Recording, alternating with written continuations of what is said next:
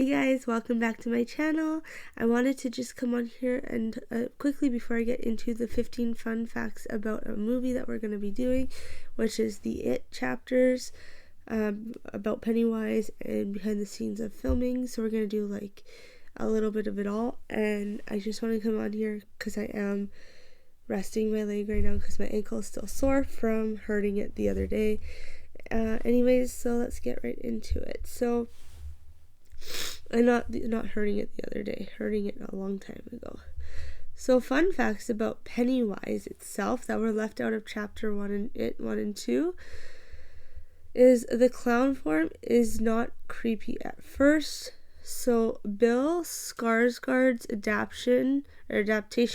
adaptation of Pennywise will be forever imprinted on the horror genre, much like the version set forth by the great Tim Curry. However, Curry's version did something directly from the book that Skarsgård did not. Curry made Pennywise friendly and approachable, making him more alluring to his young victims.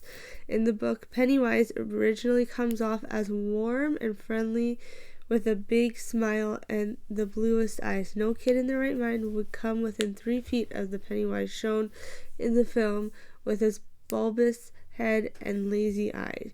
He already looks like a Tim Burton character gone wrong. He's scary, but he even utters, "Hi there, Georgie." Number 2, his overall appearance. On the subject of its form, while the filmmakers were definitely original with their artistic interpretation, it still leaves a lot from the book version out. This might be because the version of Pennywise clown form in the book is not as complicated. It's simple but effective for luring out his prey.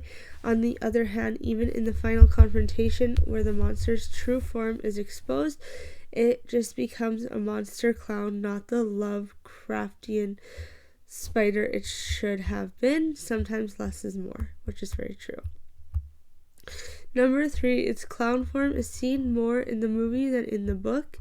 In both the book and the movie, Pennywise the dancing clown is its favorite form to take.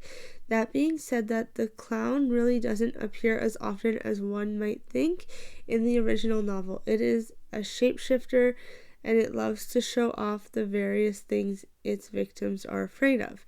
This could have allowed for some seriously creative monsters and nightmarish forms for it to take.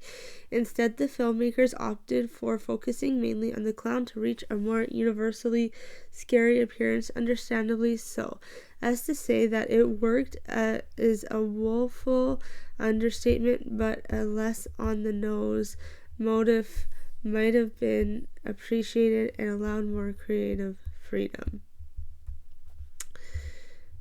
Number 5 is the classic horror monster. Although Pennywise was briefly shown with a mummy head towards the end of chapter 1, that's not only classic monster he turned into the novel. Granted, these sequences probably wouldn't have been the most terrifying, but they would have matched the goofy, gory, haunted house motive the first film was trying to go for. A clownish version of Dracula, the Wolfman, and creature of the Black Lagoon would have been entertaining to say the least.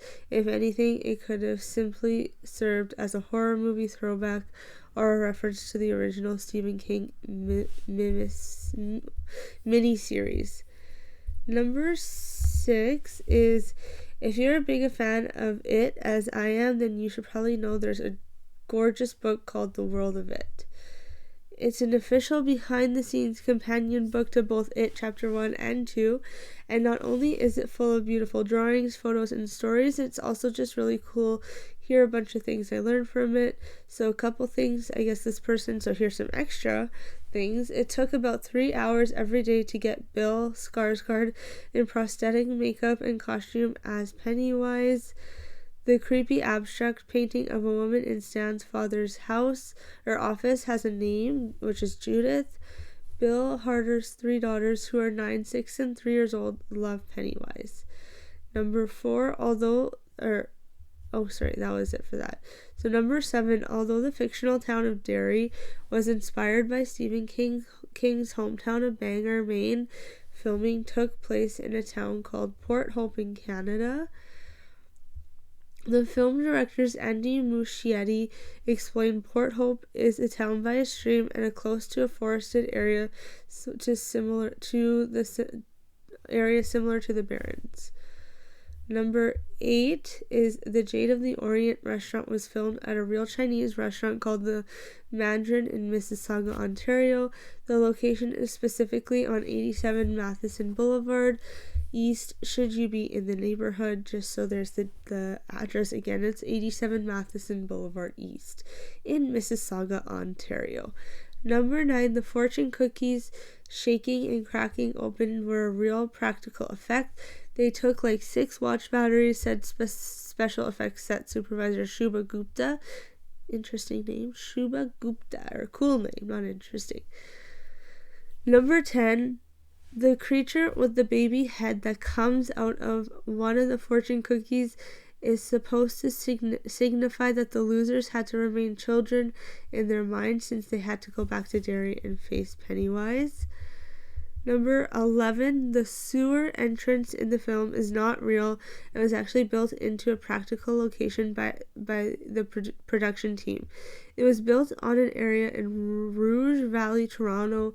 There was a nice little cove where there was a bank high enough to receive an actual 6-foot tall culvert. A sewer entrance, said production designer Claude Perret. Interesting. Number 12. The Pennywise unfolding out of the refrigerator scene was done by a female contortionist with some CGI help. Producer and Andy Muschietti's sister Barbara Muschietti explained the contortionist is amazing. She can fold in half and do all these things that are going to help visual effects. So is that like, it must be lots of acrobatic stuff. That's pretty cool. Number 13, the deadlights. Chapter 2 does discover the concept of deadlights in some way. However, the explanation for the deadlights actually is pretty much non-existent. You seeing the deadlights is what allowed Beverly to have her premonitions, but the video didn't explain that looking into the deadlights is enough to kill a human being or drive them to permanent insanity. The deadlights aren't something that Pennywise has control over. They're actually as close to his true form as he can appear on Earth and as a human being is capable of perceiving. Number 14, no one knows its true form. Although Pennywise almost always takes on an appearance that is recognizable to the human beings that see him, the true form of it is something that is completely unknown and completely incomprehensible to the human mind. It's originally from something that Stephen King calls the Macroverse, which is basically a universe that contains a multitude of universes within it, including our own universe. Obviously, it is now in the universe. However, it is unclear if it can really revert to its true form within this world and how the human mind would perceive it if they saw it. It seems likely any person wouldn't be able to comprehend it at all. And lastly, its real form is inspired by H.P. Lovecraft. Unless you're an avid horror fan, the name H.P. Lovecraft is probably a name that you've heard in passing at best, but this author's work has inspired a lot of the horror genre for over a century. Pennywise the Clown very clearly draws inspiration from classic Lovecraftian ideas. A running theme within Lovecraft's work is the idea of monsters that are from another dimension and are incomprehensible to humankind. Another common theme is the idea of seeing something that is so horrifying that it unalives the person who sees it or drives them insane. The true form of it is very clear Lovecraftian monster. Wow, that's pretty interesting. Let me know in the comments below which one you liked better and why. What movie, the first or the second? I love the second one better. I think I was more creeped out with the second one for some reason than the first one. I don't know why, but it felt like the first one was more sci-fi, which it's not. It's horror, but maybe it could be a little bit, like, because the creature's not real. However, I like the second one because it kind of goes it shares what happens in between their childhood to adulthood and where they are now. And I really like the character. I think it was Eddie. I think it's I gotta look this up. Hold on. I gotta look this up.